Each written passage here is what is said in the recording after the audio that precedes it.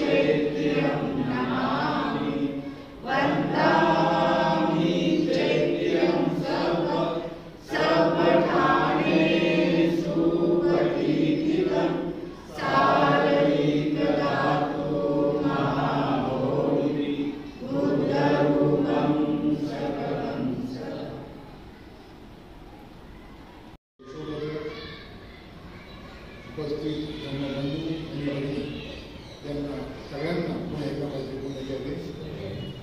आज आपण पाहतोय की आज आपण 69 आपला स्वातंत्र्य दिन साजरा करतो. आपला स्वातंत्र्य दिन म्हणतोय मी, लक्षात घ्या. आपल्याला स्वातंत्र्य दिन म्हणजे फक्त 1947 माहीत आहे 15 ऑगस्ट, परंतु 15 ऑगस्ट 1947 आपला देश स्वतंत्र झाला आणि बाबासाहेबांनी आपल्याला जातीयतेच्या नरकातून मुक्त केलं. तो दिवस आहे 14 ऑक्टोबर 1956, ज्या दिवशी बाबासाहेबांनी आपल्या समाजाला नागपूर मुक्कामी बौद्ध धर्माची दीक्षा दिली आणि 22 प्रतिज्ञा दिल्या. तो दिवस म्हणजे आपल्या मुक्तीचा दिवस आणि तो त्याचा आपण 69वा वर्धापन साजरा करतो. आज आपण स्वातंत्र्य होऊन बरोबर 69 वर्ष झालेली आहेत. तर अशा या 69 वर्षामध्ये आपल्याला सगळ्यांना माहीत आहे, परंतु उजळणी करायची काही गरज नाही आहे. पूर्वाश्रमीच्या हिंदू धर्माच्या चातुर्वर्ण पद्धतीप्रमाणे जी काही जाती व्यवस्था होती, बाबासाहेबांचे अनुयायी म्हणजे पूर्वीच्या महाजातीमध्ये असणारे जो काही अस्पृश्य समाज होता, त्या हिंदू धर्म पद्धतीने त्यांना अस्पृश्य समाज समजलं होतं किंवा अस्पृश्य रेटलं होतं. त्यांना जनावरांसारखं वागवत येतं किंवा जनावरांपेक्षाही हीन वागणूक दिली जात होती. परंतु अशा समाजाला माणसांमध्ये आणण्याचं काम बाबासाहेबांनी केलेलं आहे. पूर्वीचे दिवस तुम्हाला सांगायचे म्हणजे असं होतं, गाव कुसाबाहेर आमची झोपडी होती, पोटाला अन्न नव्हतं, ढोंगणाला वस्त्र नव्हतं, समाजात इज्जत नव्हती, शिक्षण नव्हतं, लाचारीसारखे छळे तुकडे मागून जगणारा हा समाज होता. परंतु या 69 वर्षाच्या कालखंडामध्ये या समाजाला स्वाभिमानाचं जर कोणी बालकूट केलं असेल तर ते परमपूज्य बोधिसत्व डॉक्टर बाबासाहेब आंबेडकरांनी दिलं आहे. हे आपल्याला माहीत आहे. शिका, संघटित व्हा, संघर्ष करा. असा मंत्र आपल्या समाजाला दिला. अज्ञानाच्या गर्तेतून बाहेर काढण्यासाठी बाबासाहेबांनी आपल्या समाजासाठी अहोरात्र प्रयत्न केलेले आहेत, फार मोठा त्याग केलेला आहे.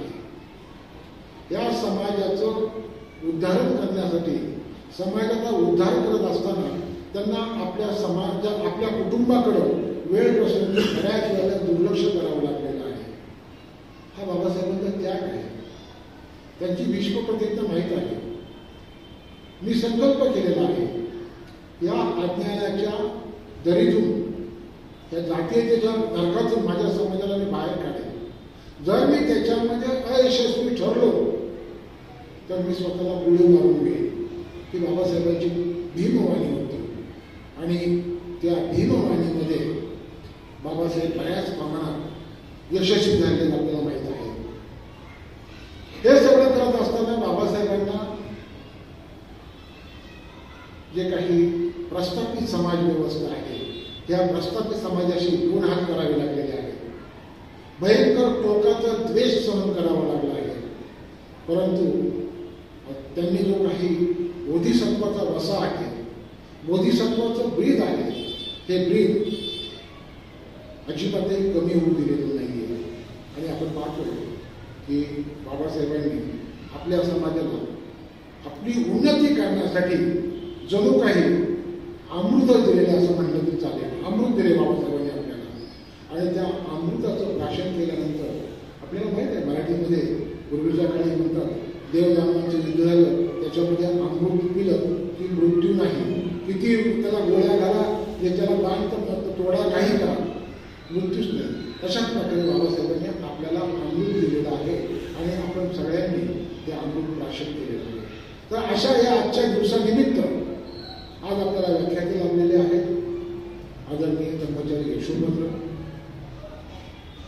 ते आपल्याजवळ आलेले आहेत. आपण आपल्या आदर्शांची पूजा त्यांच्या हस्ते केलेली आहे. असं जरी असलं तरी आपल्याला माहिती आहे की आपण सगळेजण बाबासाहेबांचे अनुयायी आहोत, बौद्ध धर्मीय आहोत. म्हणून पूज्यजनांचा सन्मान करणं हे आपलं परम कर्तव्य आहे. पूजाच पूजनीयानं एतं मंगलमुदम. पूज्यजनांचा सत्कार करणं हे आपण प्रथम कर्तव्य आहे.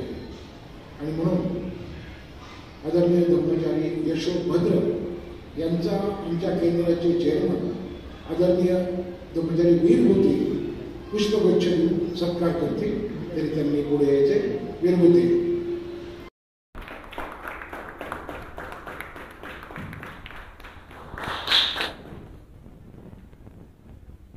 आपल्या केंद्रातील धम्ममित्र तुरुपमारे, भीमराव तुरुपमारे, आपल्या केंद्रातील ज्येष्ठ धम्ममित्र आज आपल्या कार्यक्रमाचं चित्रण करत आहेत.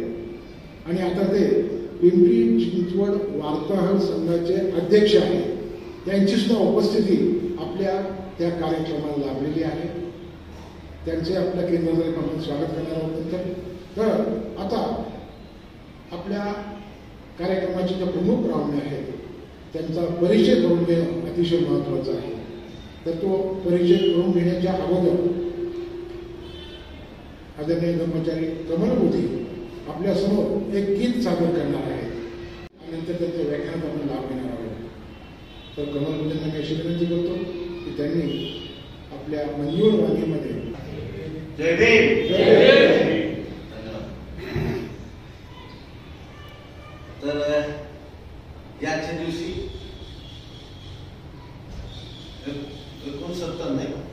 69 सालापूर्वी जो धम्म दिला तो नवा होता नाही, त्याचं गीत आपल्यासमोर सादर करते मी. धम्म हो नवा नवा, दुःखावरी लई दवा, मी सांगतो म्हणून नव्हे, तुम्ही स्वतः अनुभवा. धम्म हो नवा नवा, दुःखाने विश्व सारे तुडुंब भरले आहे. व्याधी आणि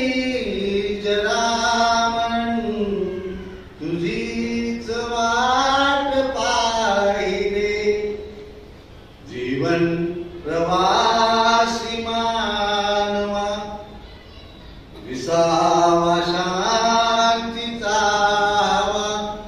मी सांगतो म्हणून नव्हे तुम्ही स्वतःनुभवा धम्म हो नवा नवा मोहामुळे तृष्णेमुळे मोहामुळे तृष्णेमुळे दुःखाची होई निर्मिती अनेक दुःख वेदना कुकर्माची परिणिती जिंकाव्या साऱ्या श्रवा ठेवाव्या सर्व वैभवा मी सांगतो म्हणून नव्हे तुम्ही स्वतःनुभवा आधम्म हो नवा नवा दुःखावरीलही दवा मी सांगतो म्हणून नव्हे तुम्ही स्वतःनुभवा हा धम्म शिकवितो नीती मैत्री भावनान प्रीती सधम्माची परिणिती बंधुवा मिळे तयाच सुगती बंधुभाव वाढवा मैत्री भाव जागवा मी सांगतो म्हणून नव्हे तुम्ही स्वतःनुभवा आधम्म हो नवा नवा दुःखावरीलही दवा मी सांगतो म्हणून नव्हे तुम्ही स्वतःनुभवा आधम्म हो नवा नवा आधम्म हो नवा नवा.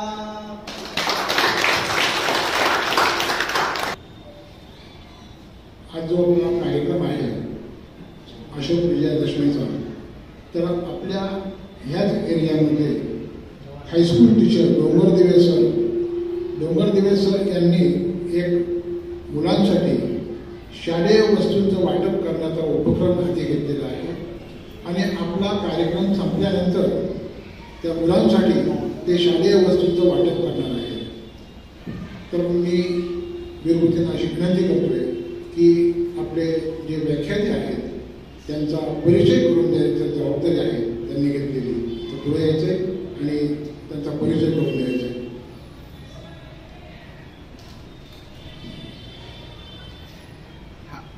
गुच्छ खाली ठेव, गुच्छ खाली ठेव.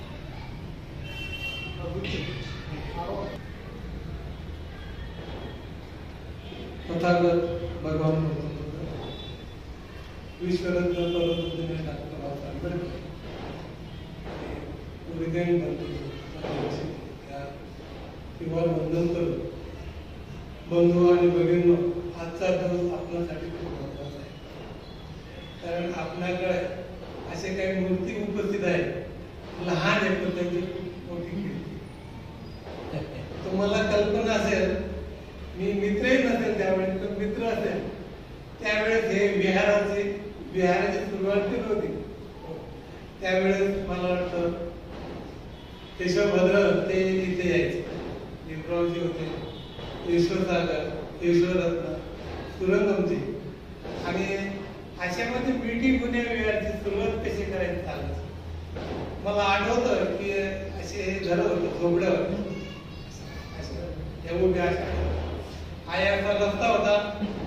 हे जे आता आपलं लायब्ररीसाठी आपण पुढची रूम आहे त्याच्या बाजूला मला वाटतं ईश्वररत्न आणि मुदिराजा, आता एवढं मी आठवत नाही, पण ते माझ्या डोळ्यासमोर. आणि अशा परिस्थितीतून हे विहार निर्माण झालं. खरं पाहिलं तर तो फाउंडर आहे, हो, त्यांचं हे माहेर घर, पण तो सातारा म्हटलं तर ताणतणा येतो म्हणून हा बरोबर असू द्या. परंतु मी आपल्या सर्वांच्या वतीने खरंच त्यांचं खूप पुण्यानुमोदन करतो की त्यांना सांगितलं आणि त्यांनी एका शब्दात होकार दिला. एका शब्दात म्हटलं की 5-15-20 मिनिटांनी तुम्हाला सांगतो. लगेच त्यांनी काय विशेष केलं असेल, बोललं असेल कोणाला, विरभूती मी यायला तयार आहे. म्हणजे मला खूप खूप आनंद झाला. नाही तर बघतो आमची मीटिंग होईल म्हणून ठरवलं नंतर मी सांगितलं. परंतु यशोभद्रांनी काही हे न करता लगेच होकार दिला. खरी ओळख हीच आहे. त्यावेळेस आपण कोणाला जर बोलवतो आणि त्या बांधवांच लगेच काही तासामध्ये 15-20 मिनिटांमध्ये त्याचं होकार देतात, हे खरी ओळख. आणि असे आमचे यशोभद्र जरी इथले आहे परंतु त्यांनी विकास करत हा मोठा पल्ला लागला. कारण मला आठवतं मला काही येत नव्हतं, खरं अजून ते काही येत नाही. पण यशोभद्र म्हणलं भावाच्या पूजेला आहे. अहो म्हटलं मी काय बोलणार. आणि डायगे चौक आणि खूप सुंदर बनला संगमरवरी बापरे बापरे एवढं कुठं मी काही बोललो नाही. पण 3-7 घेतलं मी, काही प्रवचन बी नाही दिलं मला. यशोभद्र चांगला म्हटलं चला सुटलो. तर मला खूप त्यांच्याविषयी अभिमान वाटतो. त्यांच्या बंधूंविषयी पण, वडिलांना पण मी ओळखतो. परंतु मला आता गॅप पडला. विषय यशोभद्र हे त्यांची जी दीक्षा आहे 25 मार्च 1993 झाली. कारण 92 मला यशोरत्नकर यांची दीक्षा झाली विहाराच्या उद्घाटनाच्या वेळी. त्यानंतर ते इथून दीक्षा झाली आणि औरंगाबाद आहे. यशोरत्न यशोसागर आणि यशोभद्र औरंगाबादला गेले आणि तिथे ते तयार झाले. त्यानंतर मग लातूर उमरगा इकडे तिकडे कोल्हापूर फिरत ते त्या बहुजन हिताच्यामध्ये डायरेक्टर चेअरमन आणि डायरेक्टर. त्यानंतर ते कामकाज चालू होतं. त्यांना 2 मुलं आहेत. एक मुलगी 12वीला आहे, नाही मुलगा 12वीला आहे आणि मुलगी मेडिकल आहे. आणि आता सुद्धा ते काळेवाडी या केंद्रामध्ये सचिव सेक्रेटरी स्वतःहूनच पाहतात चढपत आणि जबाबदारी पण चालवतात. विशेष म्हणजे ते आता बहुजन हित आहे सुखावती या फाउंडेशनचे ते काय अध्यक्ष आहे. आणि त्यामुळे त्यांचा खूप मोठा असा संपर्क लोकांचे. त्यांचा स्टडी पण चांगला, ते अभ्यास पूर्ण करतात. मला वाटतं वेळेच्या अभावी त्यांचं अधिक गुणगान न गाता त्यांना संधी जास्त वेळ जास्त उपलब्ध म्हणून मी या ठिकाणी रजा घेतो. नमो बुद्धाय. आपण या ठिकाणी आदरणीय ब्रह्मचारी यशोभद्र परिचय ऐकलेला आहे आणि आपल्या सगळ्यांच्या वतीनं मी त्यांना अशी विनंती करतोय की त्यांनी आपल्या व्याख्यानाला सुरुवात करावी. जय भीम. जय भीम. आजच्या कार्यक्रमाचे सूत्रसंचालन ब्रह्मचारी श्रद्धा केतू, त्याचबरोबर माझा परिचय करून देणारे वीरभूती खरोखरच आपल्यासमोर आज बोलत असताना किंवा उभे राहत असताना देखील फार आनंद होतो, हर्ष होतोय. कारण मुख्य आहे की हा जो काही परिसर आहे हा परिसर म्हणजे माझं बालपण, संपूर्ण म्हणजे माझं बालपण आहे ते या परिसरामध्ये केलेलं आहे. आणि विहाराच्या बाजूनेच माझं छोटंसं घर होतं आणि त्या घरामध्येच आणि ह्या संपूर्ण परिसरामध्ये फार आनंदाने असं जीवन जगलेलो मी आहे. आणि ह्याच अशा आनंदाने जगत असतानाच संघाच्या सानिध्यात राहून धर्ममित्र बनलो, धर्मचारी झालो. आणि इथे जी मुलं होती त्यांच्यासोबत जे काही काम करता येईल ते सुद्धा करत होते. खास करून आम्ही क्रिकेट खूप चांगले खेळायचो. गणपती सुद्धा आम्ही बसवते. गणपती बसवण्याची सुरुवात त्याचे फाउंडर मेंबर म्हणजे मी त्याच्यामध्ये आहे. आम्ही गणेशोत्सव करायचो आणि सगळ्यात जास्त विहारांना त्रास द्यायचं हे देखील काम तेव्हा आम्हीच केलं.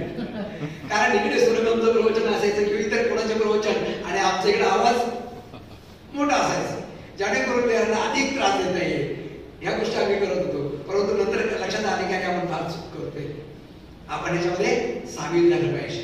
आणि अशा काही गोष्टी घडल्या जीवनामध्ये की खरोखरच या विहारामध्ये येता आलं आणि सुरंगम यांच्यासारखे जे खूप दिग्गज किंवा त्यांना खूप प्रेम व्यक्ती त्यांचं सानिध्य लाभलं, उपाराजांसारखे जे व्यक्ती आहेत त्यांचं सानिध्य लाभलं आणि माझे जे काही जवळचे जे असते मित्र जे असते भीमराव आहे, यशसागर आहे, यशोरत्न आहे, सिद्धिसागर आहे, यांचं सानिध्य लाभलं.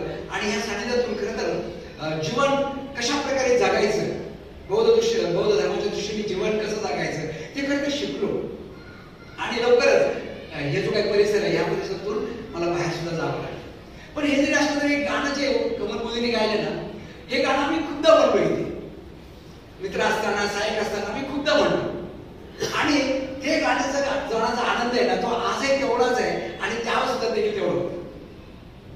मैत्री घराच्या शेजारी दिलीप नावाचा मुलगा होता, त्यांनी ही चाल वेगळ्या पद्धतीने बसवली, हा धम्मो नवा नवा.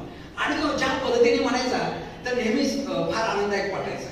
आणि तेच गाणं पुन्हा वर्षानंतर ऐकल्यानंतर आणि त्याच ठिकाणी या ठिकाणी आपण पाडलो तर खरोखरच खूप आनंददायक अशी गोष्ट अशी वाटते. तर खरं तर आपण पाहतो की 69 वर्ष झालेली आहेत आपण बौद्ध होऊन, हे की नाही. खऱ्या अर्थानं बौद्ध होऊन आपण 69 वर्ष झालो. त्याबद्दल बौद्ध नव्हतो आपण, कदाचित आपण पारंपरिक बौद्ध नसू, आपण कदाचित पारंपरिक बौद्ध नसू, परंतु बौद्ध होतो. परंतु मधला जो काही कालावधी अनेक वर्षांचा कालावधी आहे, या अनेक वर्षांच्या कालावधीमध्ये आपण आपलं बौद्धपण हे काय केलं होतं, बाजूला ठेवलं.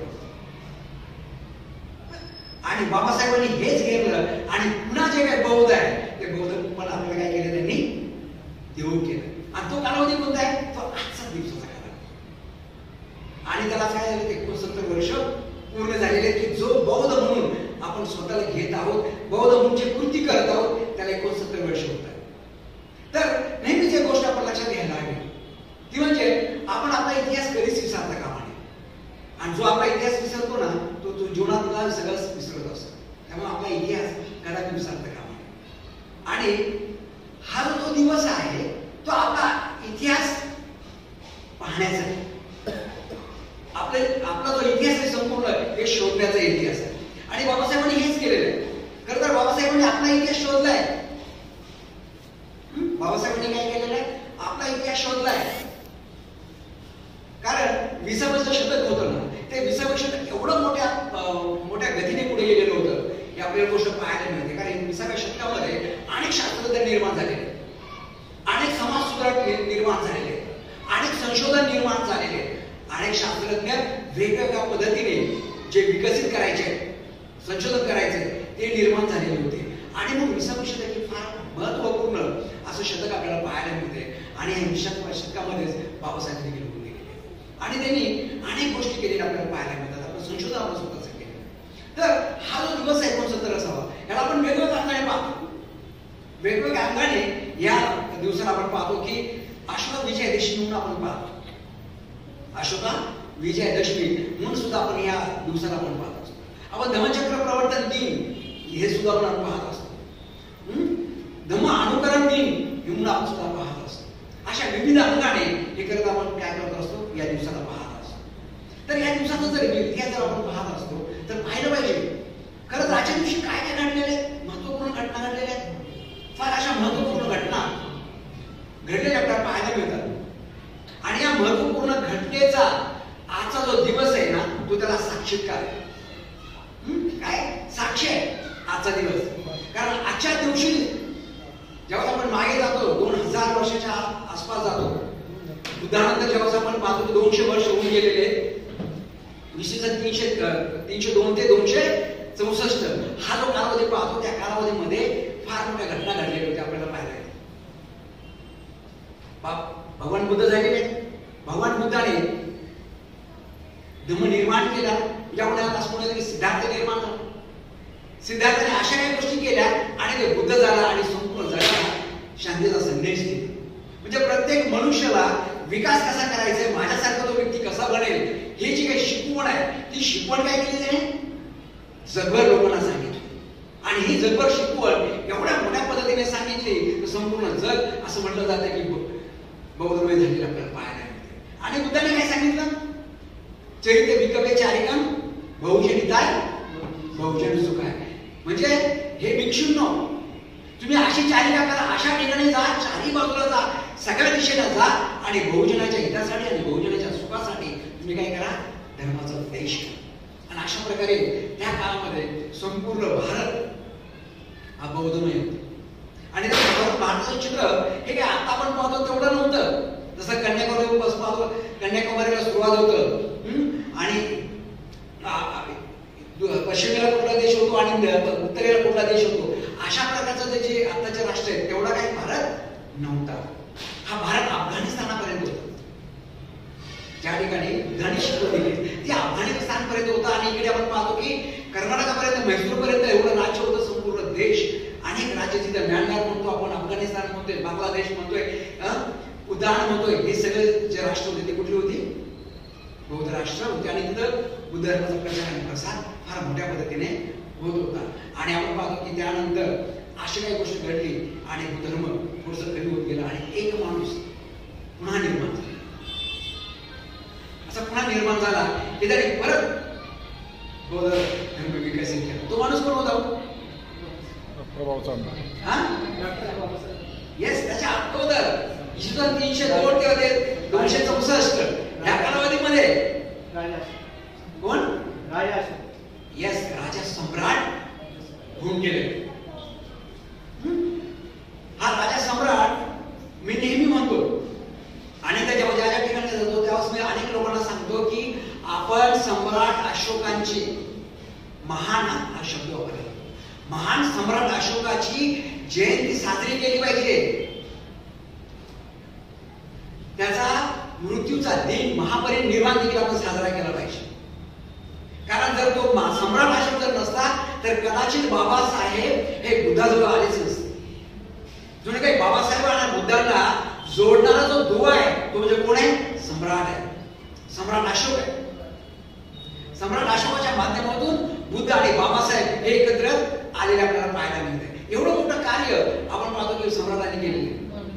जे मौर्य सम्राटातला, मौर्य घराण्यातला जो असलेला सम्राट आहे त्याचा तो राजा होता. आणि चंड अशोक म्हणून आपण पाहतो त्याला पाहिलं जातं. चंड म्हणजे अत्यंत हिंस्र असा अशोक आणि अनेक गोष्टींमध्ये पारंगत असलेला अशोक. राज्यशास्त्रामध्ये पारंगत आहे, विज्ञान शास्त्रामध्ये पारंगत आहे, समाजशास्त्रामध्ये असलेलं पारंगत आहे, युद्ध कौशल्यामध्ये असलेलं पारंगत आहे. अशा विभिन्न गुणाने असलेला तो सम्राट, पण मात्र कसा होता तो? चंड. का म्हटलं जातं? कारण त्याचा हिंसेवर आधारित जास्त विश्वास आणि जणू काही आपलं राज्य हे अनेक ठिकाणी पसरावं अशा प्रकारचं राज्य. अफगाणिस्तान पासून तर म्हैसूर पर्यंत हे त्याचं राज्य, एवढं मोठं राज्य. आणि बौद्ध धर्माचा त्याच्याही पुढे गेलेला. आणि आपल्याला पाहायला मिळतं की झारखंड आणि वेस्ट बेंगॉल, पश्चिम बंगाल त्यामध्ये कलिंग नावाचं एक राज्य होतं त्यावेळेस. आणि कलिंग आणि तो बिहारमध्ये होता त्यावेळेस. बिहार आणि झारखंड एकत्रच होते. वेस्ट बेंगॉल आणि आता जो झारखंड आहे त्याला आपण म्हणतो कलिंग राज्य. ह्या कलिंग राज्य जे होतं त्या कलिंग राज्यामध्ये आणि सम्राट अशोकामध्ये संघर्ष सुरू झाला. कारण त्याला राज्य मोठं करायचं होतं. आणि काय केलं जातं की खूप मोठा संघर्ष होतो. आणि त्या मोठ्या संघर्षामध्ये मोठं युद्ध घडलं जातं. आणि एवढं मोठं युद्ध घडलं जातं तर त्या युद्धामध्ये लाखो लोक मेले जातात. या पुढे पुढे ठीक आहे.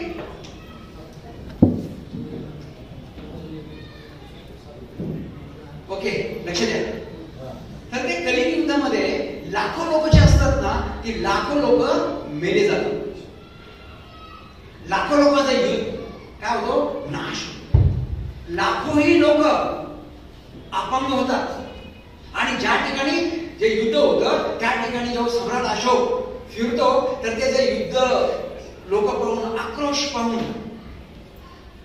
अनेक मृत्यू पाहून, अनेक अपंग झालेले पाहून तो सम्राट अशोकामध्ये प्रचंड करुणा निर्माण होते. काय होतं? प्रचंड करुणा निर्माण होते.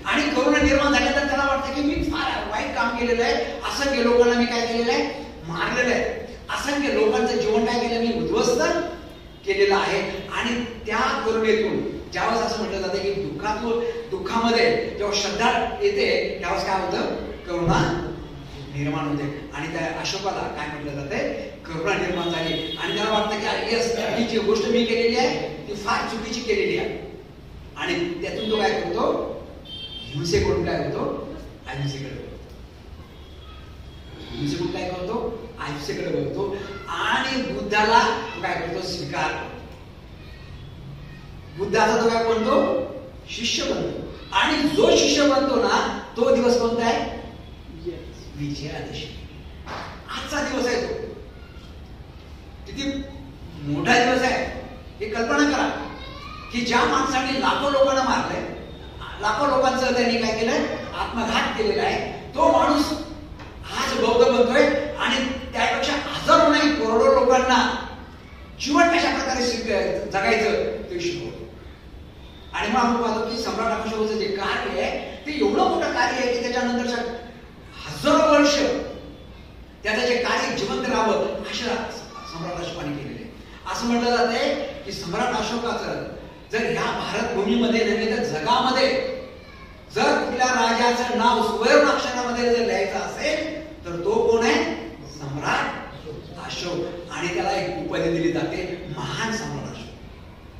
काय म्हटलं जाते, महान सम्राट अशोक.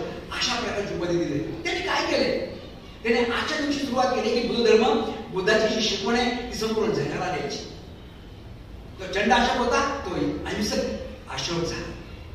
असं म्हटलं जातं की जी 84,000 स्तूप बांधलेली आहे ती सम्राट अशोकाने बांधलेली आहे. आणि त्याच्यावर बुद्ध धर्माची ज्या शिकवणी आहेत, प्रमुख शिकवणी त्यांनी दिल्या. अनेक देशांमध्ये, वेगवेगळ्या देशांमध्ये बुद्ध धर्माचा प्रचार आणि प्रसार करण्यासाठी त्यांनी आपली मुलं संघमित्र आणि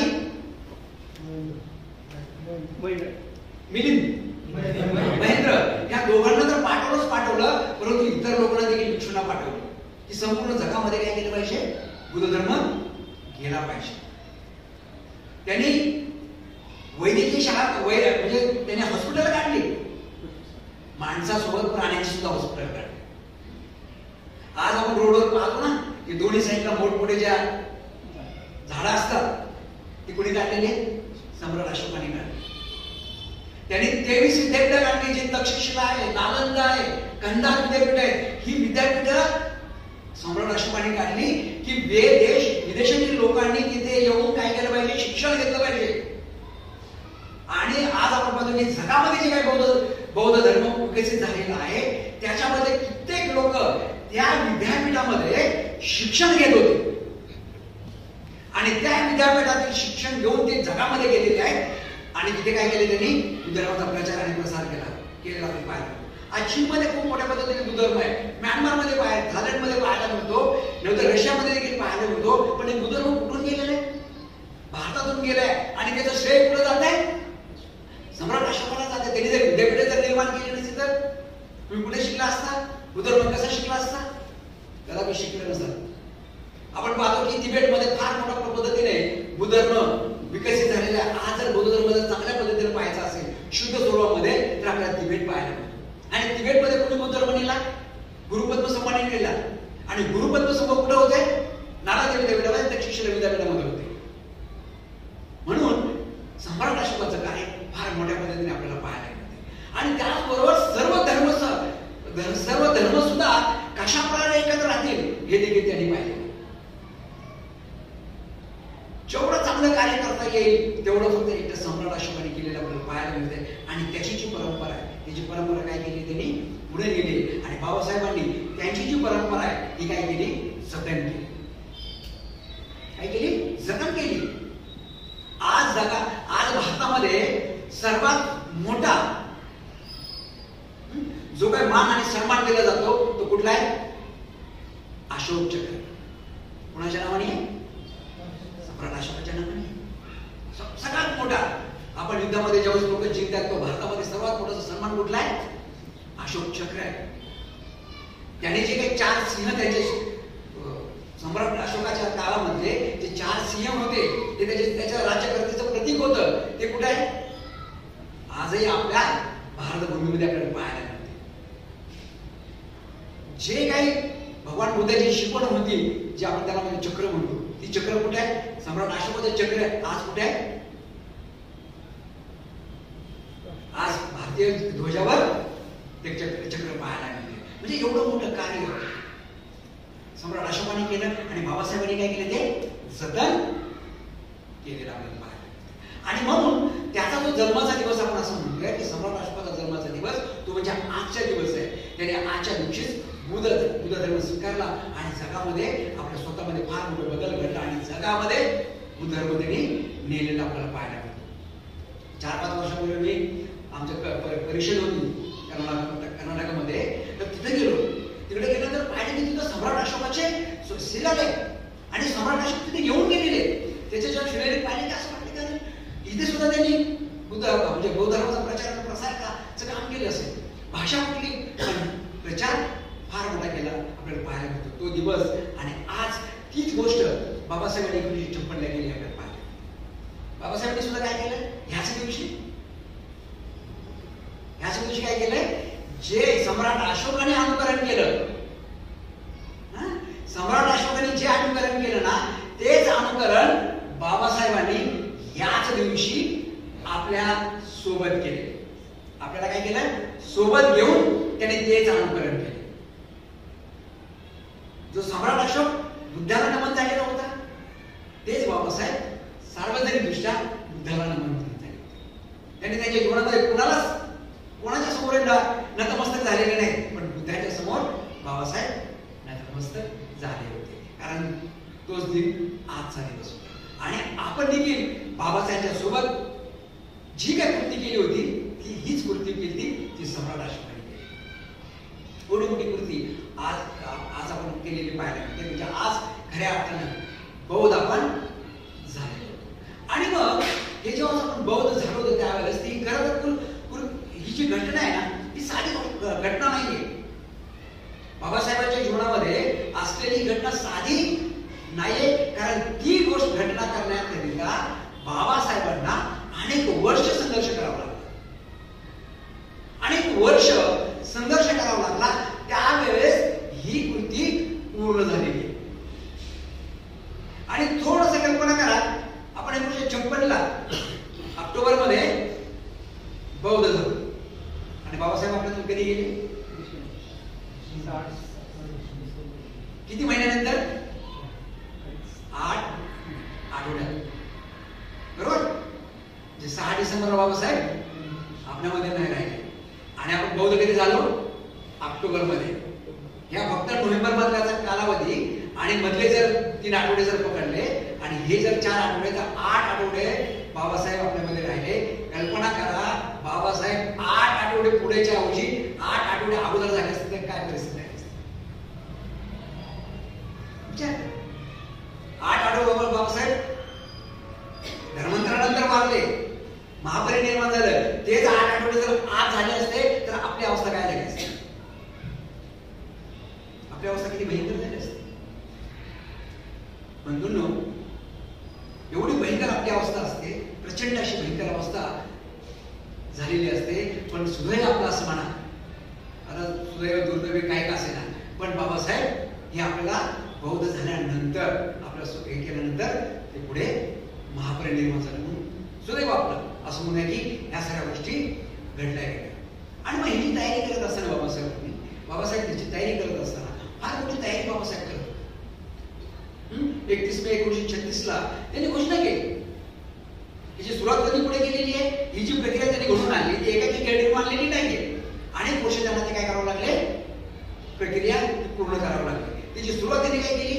31 मे 1936ला त्यांनी घोषित केलं, मी जरी जन्माने हिंदू जरी असलो, हा माझा नाईलाज होता, परंतु मी कदापि हिंदू म्हणून मरणार नाही. ही जी जेव्हा घोषणा केली त्याच्यापासून त्यांची प्रक्रिया सुरू झालेली होती की आपण हिंदू राहायचं नाही, त्या पूर्वश्रीमध्ये राहायचं नाही. अशा प्रकारची जी घोषणा आहे, जी प्रक्रिया आहे, त्याने तीच केली. आणि मग त्याचा इतिहास आपण कदाचित विसरता कामा त्याचा विसरता कामा म्हणून आपण धर्मांतराचा जो काय अर्थ आहे हे 2 पद्धतीने समजून घेण्याचा प्रयत्न करतो. एक म्हणजे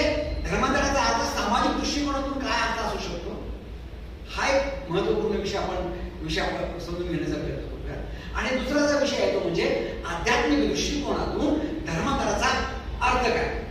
एक सामाजिक आणि आध्यात्मिक या दोन्ही दृष्टिकोनातून आपल्याला काय करायचं आज समजून घेण्याचा प्रयत्न करतोय की काय अर्थ होऊ शकतो. आणि मग सामाजिक दृष्टिकोनातून ज्यावेळेस आपण विचार करतो की धर्मांतराचा अर्थ काय, म्हणजे बदलाचा अर्थ काय, नवीन घडायचा अर्थ काय, तर हीच गोष्ट 1936 ला बाबासाहेबांनी सुरू केलेली आपल्याला पाहायला मिळते. आणि त्यावेळेस त्यांनी काय केलं होतं, परिषद भरवली होती, महापरिषद. आणि महापरिषद बोलत असताना बाबासाहेब म्हणतात की ही सामाजिक जी उतरण आहे. परिषदेमध्ये काय करतात ते आपल्या लोकांना सांगतात की जी काही सामाजिक जी काही दरी आहे ती दरी कशा पद्धतीने निर्माण म्हणजे, तर मग ते म्हणतात की ही जी काही सामाजिक दरी आहे ही जी काही उतरण आहे ही उतरण ह्या काही गोष्टींमुळे झालेली आहे. उतरण समजते ना आपल्याला की त्या काळामध्ये जी काही अस्पृश्यता आहे आणि स्पृश्यता आहे, अस्पृश्य आणि स्पृश्यता ह्या ज्या घटना घडत असतात त्या दोन्ही ज्या पद्धतीने चाललेल्या आहेत त्या पद्धतीचं ते कारण बाबासाहेब सांगतात. फार सुंदर असे कारण म्हणतात. आणि बाबासाहेब म्हणतात की ही जी काही सामाजिक असंतुलितपणा आलेला आहे त्याचं कारण असं आहे की तुमच्यामध्ये काही असे गुण आहेत ते तुमच्यामध्ये नाही.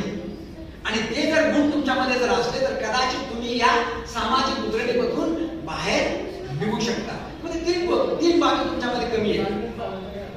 पहिली जी गुण म्हणतात ते म्हणतात की बाबासाहेब म्हणतात की तुमच्यामध्ये मनुष्यबळ नाही.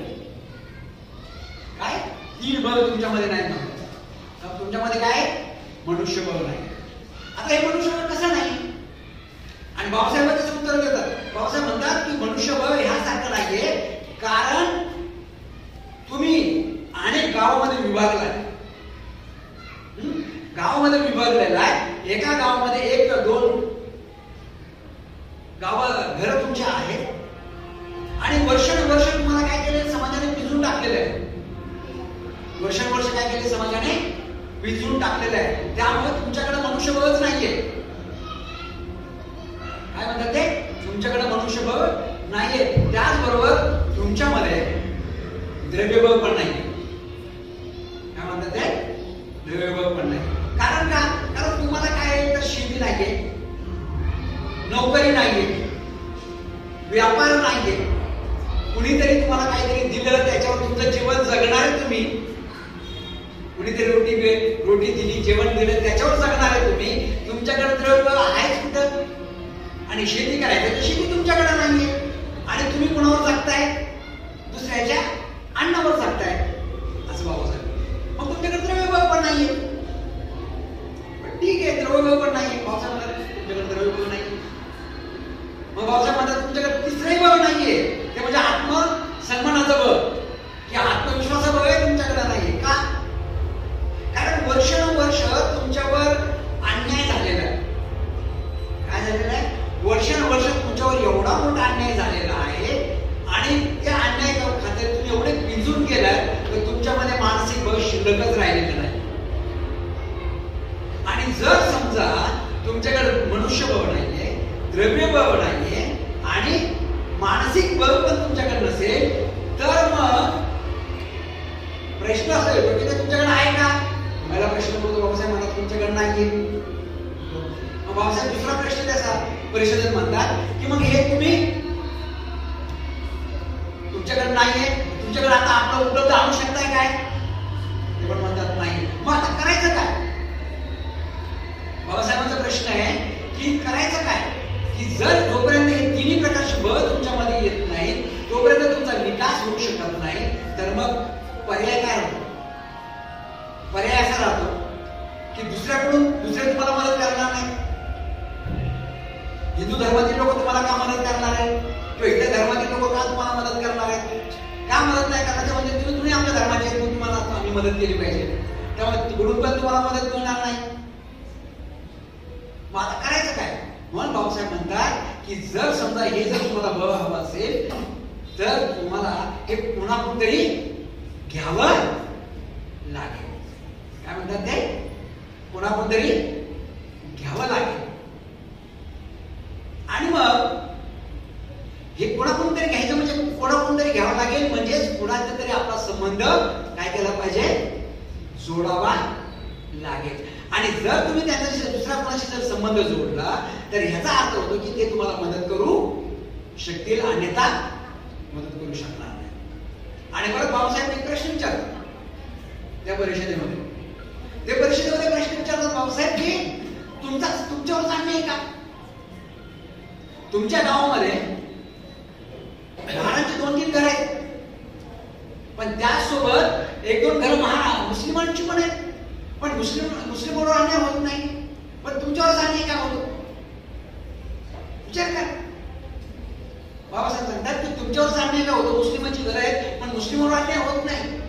आणि कधी कधी जर केला तर तुमच्या हे लक्षात येईल की 10 घरं महाराजांची असतील, पण 1 किंवा 2 हे मुस्लिमांचं घर असेल, तरी सुद्धा मुस्लिमावर कुणीही डोळा टाकू शकत नाही किंवा त्यांना त्रास देऊ शकत नाही.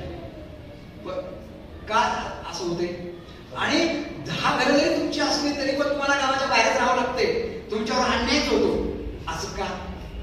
आणि बाबासाहेब हे सांगतात कारण तो जो मुस्लिम दोघं जरी असले तरी त्याला माहिती आहे की जरी आम्ही दोघं असलो तरी हिंदुस्थानातील असलेले सर्व जे मुस्लिम आहेत हे आमच्या पाठीशी, ह्याच्या पाठीशी.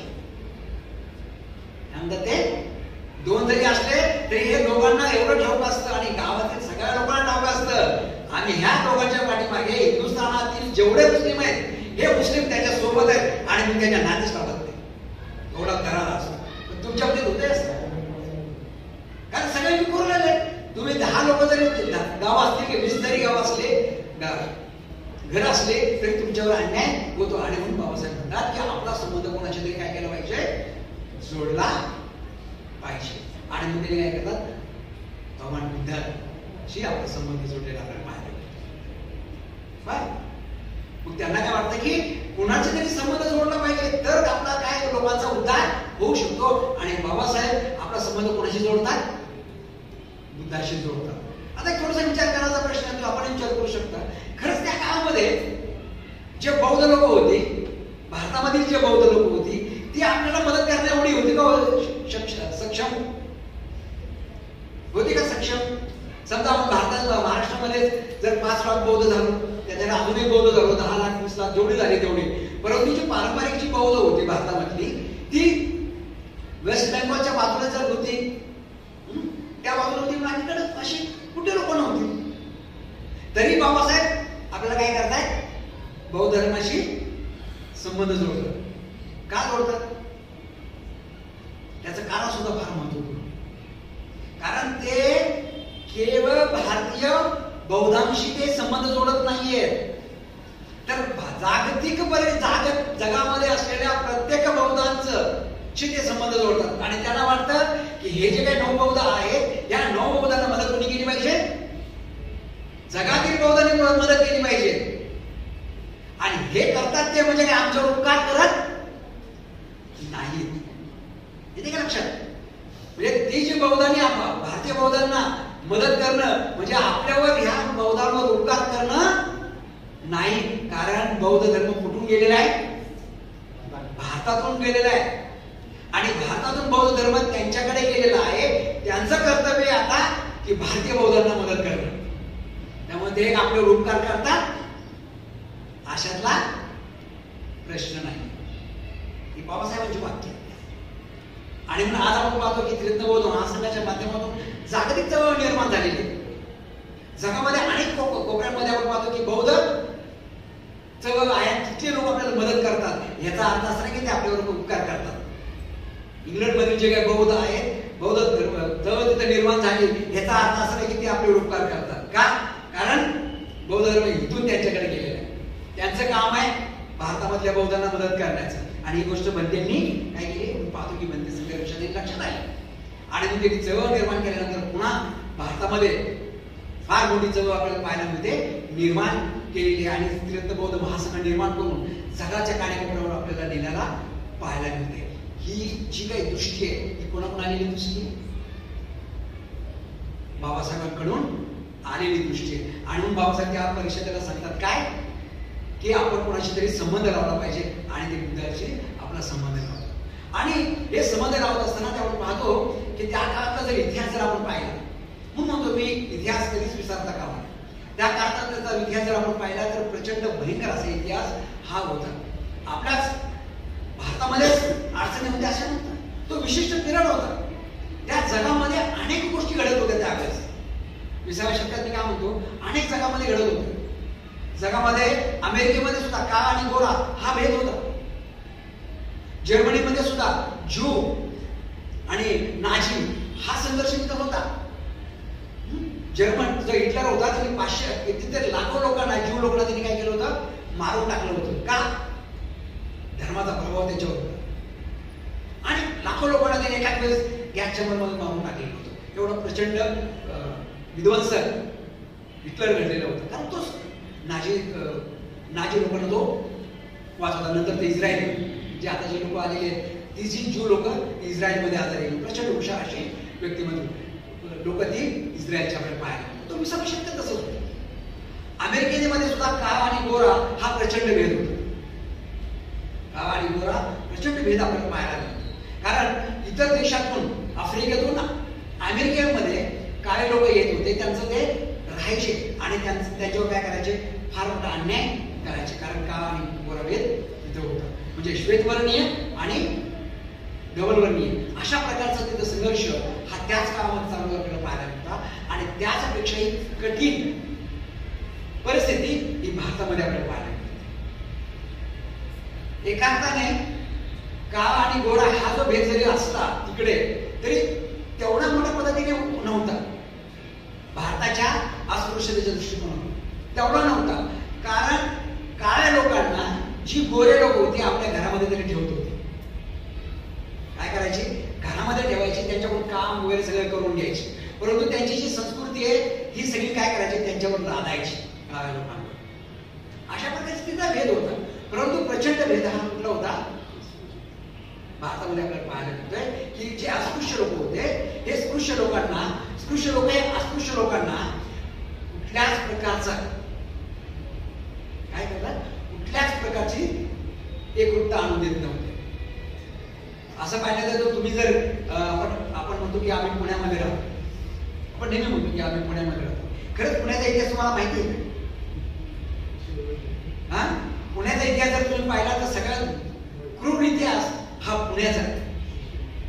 कधी कधी ना सुरुवातीला आमच्या लहान असताना, कॉलेजला असताना शनिवार वाड्याला जायचो आणि फार चांगलं वाटायचं शनिवार वाडा बघायला. शनिवार वाडा बघायला फार चांगलं वाटायचं. तिकडं बघ आणि मौज करायचो. पण जेव्हा लक्षात आलं की शनिवार वाडा हे कशाचं प्रतीक आहे, हे पेशव्या काळामध्ये असलेलं जे प्रतीक हे कशाचं होतं की तिथे अनेक लोकांच्या कत्तली घडून आणायच्या, असं ते ठिकाण आहे. आणि तिथे आपण काय करतोय, उदो करायला जातो.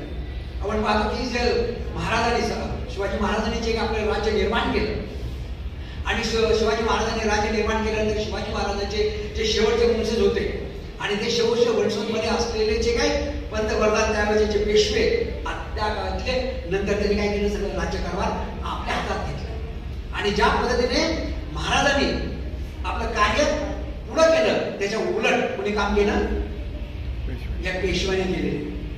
जे आपण म्हणतो ना, पहिला बाजीराव पेशवा, दुसरा बाजीराव पेशवा, तिसरा बाजीराव पेशवा, ह्या सगळ्या बाजीराव पेशव्यांनी काय केले, प्रचंड हिंसा ही या कालावधीमध्ये घडलेली आणि ती पुण्यामध्ये घडली. हा आपला पुण्याचा इतिहास आहे. या पुण्याच्या इतिहासामध्ये जे अस्पृश्य लोक होती, हे अस्पृश्य लोकांना चालायला पण जमत नव्हतं. का? कारण त्यांचा चेहरा सुद्धा विटाळ वाटत होता, त्यांची सावली देखील विटाळ होती. त्यामुळे जर रस्त्याने जात असतील तर आपले पाऊल होऊ नये म्हणून काय करायचे, पाठीमागे झाडू असायचा आणि थुंकी पडू नये म्हणून कुठं असायचं, तोंडवर काय असायचं, मानेला मडकं असायचं. एवढी प्रचंड क्रूर पद्धतीने वागवणारे जी लोक होती ती कुठली होती, पुण्यामध्ये होती. पुण्याचा सांग हा तिथला इतिहास. जर एखाद्या चांगल्या व्यक्तीने, एखाद्या किंवा अस्पृश्य व्यक्तीने जर चांगलं धोतर जरी घातलं तरी त्याचा वध होत होता. एखाद्या जरीचं धोतर जरी घातलं तरी त्याचा वध होत होता. एक जर सोन्याचा जर दागिना खरेदी जरी केला तरी त्याचा वध होत होता. सर्व ठिकाणी मारलं जायचं. एक 14 वर्षाची मुलगी त्यावेळेस तिने कविता लिहिली होती, त्यात अशी म्हणत आहे की जो मार्केट यार्ड आहे, मार्केट यार्ड म्हणजे चेंडू आणि तलवार याचा काय तो खेळ असायचा. जसं आपण क्रिकेटचा खेळ खेळतो की नाही, तसा त्या ठिकाणी चेंडू म्हणजे काय, डोकं आणि तलवार असा खेळ चालायचा. तो म्हणजे कुठला, ज्याला आज मार्केट यार्डचा एरिया म्हणून. इथे अशा पद्धतीने इतिहास आहे. आपल्याला वाटतं की पुणे म्हणजे शिक्षणाचं माहेरघर आहे. निश्चित आहे, पुणे शिक्षणाचं माहेरघर आहे, पण तेवढ्याच पद्धतीने पुणे या असं सुद्धा आहे. पुण्यामध्ये प्रचंड अशा गोष्टी घडत होत्या आणि मग त्याच्यातून बाहेर पडायचंय. आणि बाबासाहेब पाहिजे होतं की जर धर्मांतराचा जर अर्थ, सामाजिक अर्थ जर पाहायचा असेल तर ह्याच्यातून, समाजातून, अशा प्रकारच्या बाबीतून कुठंतरी सुटका झाली पाहिजे. आणि बाबासाहेबांचा हाच आग्रह होता की ह्याच्यातून सुटका जर करायची असेल, समाज जर एकत्रित संघ आणायचा असायचं तर आपण काहीतरी केलं काय पाहिजे, धर्मांतर घडून आणलं पाहिजे, ह्याच्यातून आपण बाहेर पडलं पाहिजे. आणि ते बाहेर पडण्याचं जे कार्य आहे बाबासाहेबांनी 36 पासून सुरू केलंय आणि 1956 त्यांनी काय केलं, पूर्ण केलं असं म्हणत नाही, की अधिक गतीने आपण काय केलेलं आहे, पूर्ण केलेलं असं. म्हणून धर्मांतराचा अर्थ असा होतो की जो समाजामध्ये जी काही उतरण आहे ती उतरण कमी करण्याचा जो मार्ग आहे तो म्हणजे कुठला आहे, सामाजिक अर्थाने जर पाहिलं की धर्मांतराचा अर्थ आहे. आणि मग बाबासाहेब म्हणतात त्या ठिकाणी तुम्ही धर्मांतर केलं पाहिजे आणि आपण प्रत्येकाने धर्मांतर केलं पाहिजे. आणि धर्मांतरावरती काय राहिले, ठाम राहिलेले आपल्याला पाहायला मिळतं. हा आपण तो खऱ्या अर्थाने धर्मांतराचा. आणि दुसरा अर्थ आपण पाहतो की आध्यात्मिक दृष्टिकोनातून धर्मांतराचा अर्थ काय. आध्यात्मिक दृष्टिकोनातून धर्मांतराचा अर्थ असा होतो की जर आपण बौद्ध झालेलो आहोत, आपण काय झालेलो आहोत, बौद्ध झालेलो आहोत, म्हणजे काय केलंय बौद्ध म्हणून, म्हणजेच आपण काय केलेलं आहे, बुद्धाला अंगीकारलंय. बुद्ध धर्म आपण स्वीकारलेला आहे. आपण बुद्धासारखं बनण्याचा प्रयत्न करतो. आणि जर समजा आपण आध्यात्मिक दृष्टिकोनातून धर्मांतराचा जर अर्थ काढला तो हा अर्थ घेतोय की आपण काय केलं पाहिजे, बुद्ध बनण्याचा प्रयत्न केला पाहिजे. एक चांगुलपणा किंवा चांगला माणूस बनण्याचा आपण काय केलं पाहिजे, प्रयत्न केला पाहिजे. आणि जेव्हा आपण अशा पद्धतीने करू शकत नाही, चांगुलपणा बनवू शकत नाही, तर खऱ्या अर्थाला आध्यात्मिक दृष्टिकोनातून त्याचा अर्थ पूर्ण होऊ शकतो. आणि बाबासाहेब काय करतात, चांगुलपणा सामाजिक पद्धतीने अर्थ काढत असताना धार्मिक दृष्टिकोन देखील त्यांचा तेवढाच मोठ्या पद्धतीने अर्थ निघतो धर्मांतराचा. आणि जर आपण संकुचित पद्धतीने जर अर्थ काढला तर फार मोठी अडचण निर्माण होऊ शकते. आणि जेव्हा बुद्धाचा जो विजय असतो तेव्हा ते म्हणतात की बुद्धाचा विक्टरी ऑफ बुद्धाचा जेव्हा विजय होतो तेव्हा काय होतं, बुद्ध म्हणतात की सिद्धार्थ जेव्हा बुद्धाच्या अवस्था प्राप्त होते त्यावेळेस बुद्ध हे पाहतात की अनेक लोक, अनेक जन्म काय झालेलं आहे, त्यांनी पाहिलेलं असतं की अनेक जन्मातून तो गेलेला आहे. आणि तो म्हणतो की हे ग्रह करा, म्हणजे मी तुला पाहिलेलं आहे आणि प्रत्येक जन्मामध्ये मी ओळखलेलं आहे. आणि यानंतर तू आता ग्रह बनू शकत नाही, घर बनू शकत नाहीस. आणि तुला म्हणतो की मी आता अशा अवस्थेला प्राप्त झालेलो की आता पूर्णपणे मी ह्याच्यातून मुक्त झालेलो आहे. आणि ही जी बाब असते, ही बाब म्हणजे काय, बुद्धासारखं बनणे. येते लक्षात ना, धर्मांतराचा आध्यात्मिक अर्थ होतो की आपण बुद्धासारखं बनलं पाहिजे. जी काही बुद्धाची शिकवण आहे, बुद्धाची शिकवण आपण काय केली पाहिजे, अंगीकारली पाहिजे. हा फार महत्वाची गोष्ट आहे.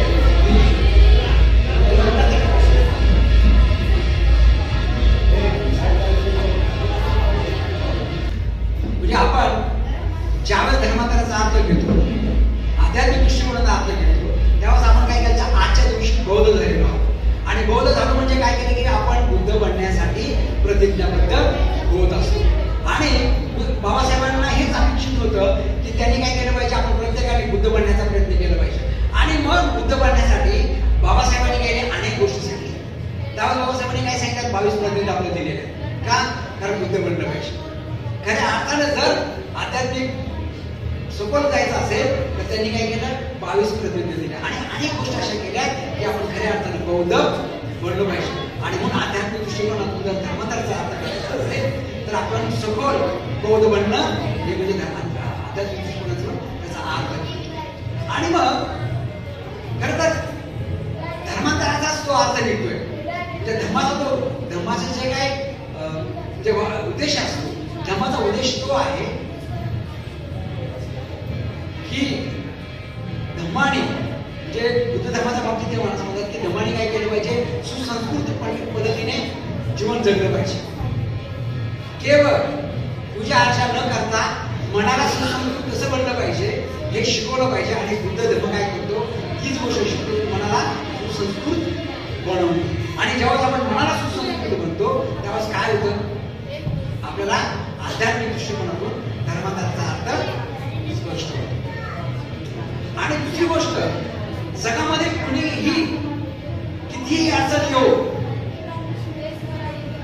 धर्मापासून विचलित होणार नसतो. हा धर्माचा अर्थ होतो. धर्माचा अर्थ होतो. आणि म्हणून आध्यात्मिक दृष्टिकोनातून देखील धर्माचा अर्थ आपण समजला पाहिजे. सामाजिक दृष्टिकोनातून देखील आपण अर्थ पाहतो की आपल्यामध्ये बदल झाला पाहिजे. आणि आध्यात्मिक दृष्टिकोनातून देखील आपण पाहिलं पाहिजे की खरंच आपल्यामध्ये बदल झाला पाहिजे. मग आपण पाहतो की 69 वर्ष झालेले आहेत. या 69 वर्षामध्ये जर आपण सेवालोकन जर केलं तर खरंच आपण झालं पाहू या आध्यात्मिक दृष्टिकोनातून आपल्याला आता समज झालाय का? या सामाजिक दृष्टिकोनातून देखील आता स्पष्ट झालाय का? निश्चित आपल्याला पाहायला मिळेल की ह्याचं जे प्रमाण आहे फार कमी झाले. जर आपले काही शहरामध्ये जर सोडलं तर गावामध्ये जर गेलं आजही तीच परिस्थिती आहे. मी अनेक गावांमध्ये जातो, प्रवचनात दौरे करतो, तेव्हा पाहतो की हीच परिस्थिती आहे. फार मोठी कठीण परिस्थिती असते. जेव्हा मी उमरग्यामध्ये असायचो तेव्हा माझे प्रवचन गावोगावात प्रवचनाचे दौरे करायचो. रात्री 10 वाजता जायचो. मग लोक सगळे जेवण खाऊन आलेले असतात आणि 10 नंतर आमचे प्रवचन, तर पाहतो की तीच परिस्थिती बदललेली नाही. 69 वर्ष झाली, परिस्थिती बदललेली नाही. मग आपल्याला वारंवार प्रयत्न करावा लागेल की जी काही धर्मांतराचा अर्थ आहे तो धर्मांतराचा अर्थ आपल्याला लोकांना सांगितला पाहिजे. आध्यात्मिक दृष्टिकोनातून अर्थ सांगितला पाहिजे, सामाजिक दृष्टिकोनातून अर्थ सांगितला पाहिजे. ही फार मोठी गोष्ट आहे. आणि मला असं वाटतं की जर बाबासाहेबांना धर्मांतराचा जो हेतू साध्य करायचा असेल तर आपलं फार मोठं कर्तव्य आहे. सर्वांचं बरं ते फार मोठं कर्तव्य आहे की आपण प्रत्येकाने बुद्ध धर्माचा प्रचार आणि प्रसार केला पाहिजे. काय केलं पाहिजे? बुद्ध धर्माचा प्रचार आणि प्रसार केला पाहिजे. आपण ज्या स्थिती मध्ये आहोत ना, ज्या स्थितीमध्ये आहोत त्या स्थितीमध्ये आपण बुद्ध धर्माचा प्रचार आणि प्रसार जर केला तर आपण खऱ्या अर्थानं बाबासाहेबांची पायी होऊ शकतो. आणि बाबासाहेबांचं जे कार्य आहे ना ते आपण पुढे नेऊ शकतो. अन्यथा शक्य नाही. कुठेही असाल तुम्ही, इथे काम करत असाल, बाहेर काम करत असाल, पण प्रत्येकाने बुद्ध धर्माचा प्रचार आणि प्रसाराचं काम केलं पाहिजे. ही फार मोठी गोष्ट आहे. आपण म्हणतो की बाबासाहेब म्हणतात की मला सारा भारत बौद्धमय करायचं. अहो, सारा भारत बौद्धमय करायचा आहे. आपण जातोच कुठं? आता हे बौद्धनगर मध्ये आपण जर पाहिलं तर किती लोक आहेत. इकडे आंबेडकर कॉलनी पाहतो की इथे सगळे बौद्धच आहे. बौद्धनगर मध्ये तर सगळे बौद्धच आहे. पलीकडे भीमनगर आहे, सगळे भीमवालेच आहे. पुढे रमाबाई नगर आहे, सगळे रमाबाई नगर तिथेच आहे. पलीकडे सेनेटरीचा सगळे बौद्धच आहे. तिकडे मैत्री विहार, आदर्श नगर सगळे बौद्धच आहे.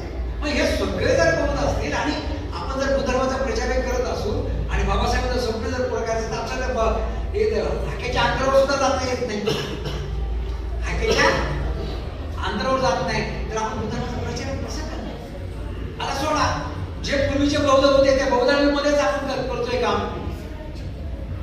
भारतामध्ये काय फक्त बौद्धच लोक आहेत का? अनेक जाती धर्माचे लोक आहेत. तिकडे आपण का जात नाही? म्हणून आपण तिकडे गेलो पाहिजे. मी काय म्हणतो, ज्या परिस्थितीमध्ये आपण आहोत ना त्या परिस्थितीमध्ये आपण बुद्ध धर्माचा प्रचार प्रसार केला पाहिजे. आपल्याला वंदना येते ना आपण वंदना शिकवलं पाहिजे. पंचशील येते ना ते वाटायचं अभिनव वाटतो की आम्ही जेव्हा सुमित्र सहाय्यक असायचो ना आम्ही अनेक गाव म्हणजे झोपडपट्टीमध्ये जायचो आणि वंदना वर्ग घ्यायचो. फार यायचं नाही काय यायचं सुरंगमचे प्रवचन देतात ते ऐकायचं लिहायचं आणि तेच प्रवचन तिथे द्यायचं. कुठेही जा महात्मा फुले नगर मध्ये जा इकडे जा वंदना वर्ग सिंपल गोष्ट करायची. सुरंगम शिकवतात ते लिहायचं आणि तेच सांगायचं. तोच आमचा मोठा प्रचार. आणि गोष्ट हीच आहे.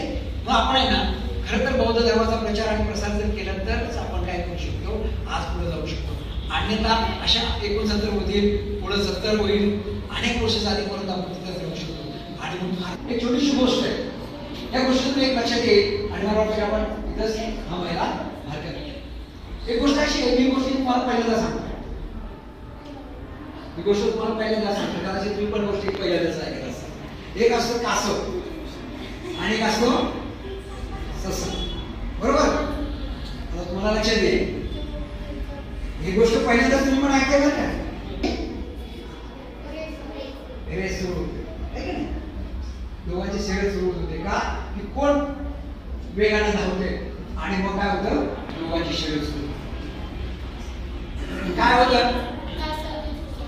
होतं काय मग कासव आणि सशाची शर्यत सुरू होते आणि कासव काय करतं पुढे जातं आणि त्याच्यापेक्षा कोण पुढे जातं आणि मग पुढे गेल्यानंतर काय होतं तो पाहतो पाठीमागे आहे कासव येत नाही आणि तो काय करतो झोपतो. बरोबर काही पहिल्यांदाच सांगतो मी तुम्हाला गोष्ट बरोबर.